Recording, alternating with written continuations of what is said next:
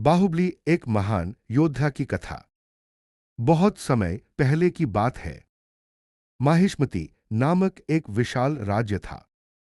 समृद्ध, शक्तिशाली और गौरवशाली उस राज्य की रानी थी शिवगामी देवी और उनके दो पुत्र थे, भल्लाल देव और अमरेंद्र बाहुबली।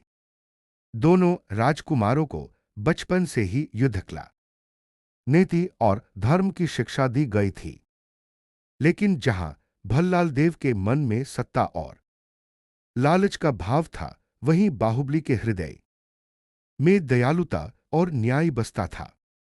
जब समय आया कि कौन अगला राजा बनेगा, शिवगामी देवी ने कहा, राज्य का उत्तराधिकारी वही होगा जो जनता और धर्म दोनों का रक्षक हो। फिर शुरू हुआ एक महान युद्ध परीक्षण, जिसमें दोनों भाइयों को राज्य की रक्षा करनी थी, दुश्मन सेना को हराना था। युद्ध का मैदान लहू से लाल हो उठा। भल्लाल देव ने निर्दयता से दुश्मनों को मारा, जबकि बाहुबली ने शत्रुओं को हराते हुए भी दयालुता दिखाई। वह घायल सैनिकों की मदद करता था, यहां तक कि दुश्मन सैनिकों को भी मरहम लगाता था। जनता ने देखा असली राजा कौन है। शिवगामी ने घोषणा की, माहिष्मति का भविष्य राजा है अमरेंद्र बाहुबली। भल्लाल देव यह अपमान सह नहीं सका।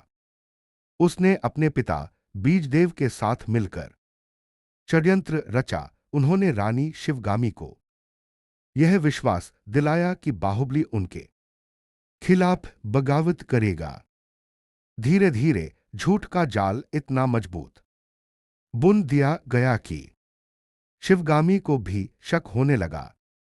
बाहुबली का हृदय देवसेना नामक एक वीरांगना से प्रेम करने लगा।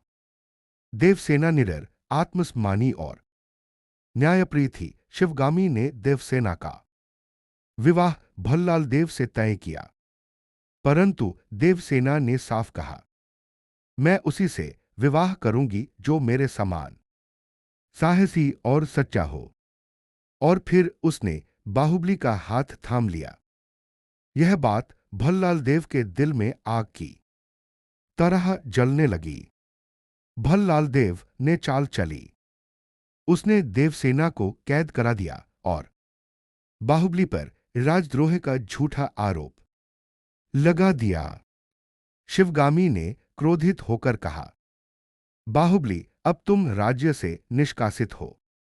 बाहुबली मुस्कुराया और बोला, मां, राज्य आपका है, मैं तो केवल आपकी आशीर्वाद का भूखा हूं, सिंहासन का नहीं।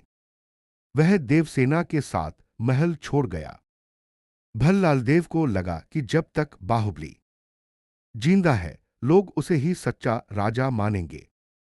इसलिए उसने कायरता से कटप्पा, जो राज्य का सबसे वफादार सैनिक था, को आदेश दिया। राजा के आदेश से बाहुबली की हत्या करनी होगी।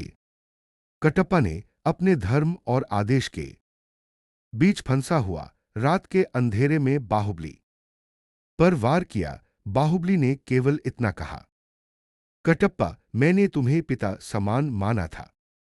कटप्पा फूट फूट कर रो पड़ा। राज्य में सन्नाटा छा गया। सालों बाद बाहुबली और देवसेना का पुत्र महेंद्र बाहुबली शिवरू बड़ा हुआ। जब उसे अपने पिता की मृत्यु का सच पता चला, तो उसने प्रतिज्ञा ली, मैं अपने पिता का बदला लूंगा और माहिष्मति को उसके अत्याचारी राजा से मुक्त कराऊंगा। शिवरू ने भल्लाल देव से युद्ध किया। कटप्पा ने अपने अपराध का प्रायश्चित किया और अंततः बाहुबली का रक्त न्याय के रूप में लौट आया।